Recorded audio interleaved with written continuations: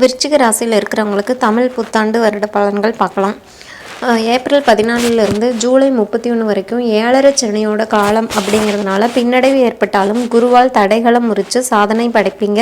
உறவினர்கள் உதவிகரமாக இருப்பாங்க. வசதியான வீட்டிற்கு குடிபுகும் வாய்ப்பு உண்டு. திருமணம் போன்ற சுப நிகழ்ச்சி விடாமுயற்சியால் நடந்தேறும். பணியாளர்களுக்கு சலுகை ஓரளவு கிடைக்கும். தொழில் வியாபாரத்தில் சீரான முன்னேற்றம் உண்டாகும். குருவின் பலத்தால் லாபம் அதிகரிக்கும். கலைஞர்களுக்கு புகழ் பாராட்டு கிடைக்கும். புதிய ஒப்பந்தம் தாராளமாக கிடைக்கும். அரசியல்வாதிகள் பலனை எதிர்பாராமல் உழைக்க வேண்டி இருக்கும். மாணவர்கள் முன்னேற்றமான பலன் காண்பாங்க. சிலர் வெளிநாடு சென்று படிக்க வாய்ப்பு பெறுவாங்க.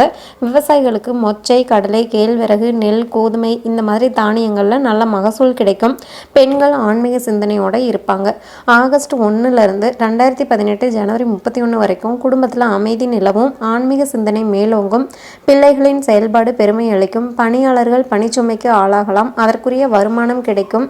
அதிகாரிகளிடம் அனுசரித்து போகிறது நல்லது. தொழில் வியாபாரத்தில் ஆதாயம் படிப்படியாக உயரும். அரசு வகையில் எதிர்பார்த்த நன்மைகள் கிடைக்கும். போட்டியாளர் வகையில் குறுக்கீடு உண்டாகலாம். கலைஞர்கள் பலன் எதிர்பாராமல் உழைக்க வேண்டியது இருக்கும். அரசியல்வாதிகள் மக்கள் மத்தியில் நற்பெயர் வாங்குவாங்க.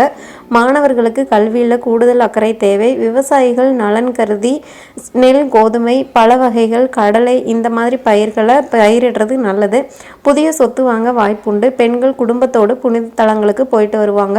2018 பிப்ரவரி 1லிருந்து ஏப்ரல் 13 வரைக்கும் குருவின் பார்வை பலத்தால் நன்மை மேலோங்கும். கணவன் மனைவி இடையே கருத்து வேறுபாடு ஏற்படலாம்.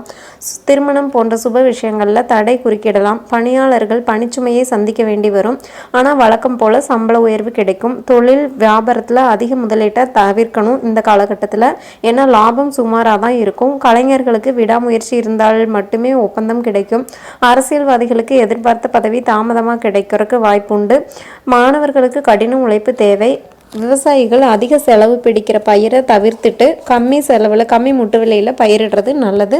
பெண்கள் குடும்பத்தார்கிட்ட விட்டு கொடுத்து போகிறது நல்லது. பிள்ளைகள் நலனில் அதிக அக்கறை தேவை. பரிகாரம்னு பார்த்தீங்கன்னா பிரதோஷத்தன்னைக்கு சிவன், வியாழன் அன்னைக்கு தட்சிணமூர்த்தி வழிபாடு செய்கிறது சிறப்பு. செல்ல வேண்டிய கோவில் மதுரை மீனாட்சி அம்மன் கோயிலுக்கு போயிட்டு வந்தால் நல்லது நடக்கும். மேலும் தகவல்களை தெரிஞ்சுக்க சேனலை சப்ஸ்கிரைப் பண்ணுங்கள். தேங்க்யூ.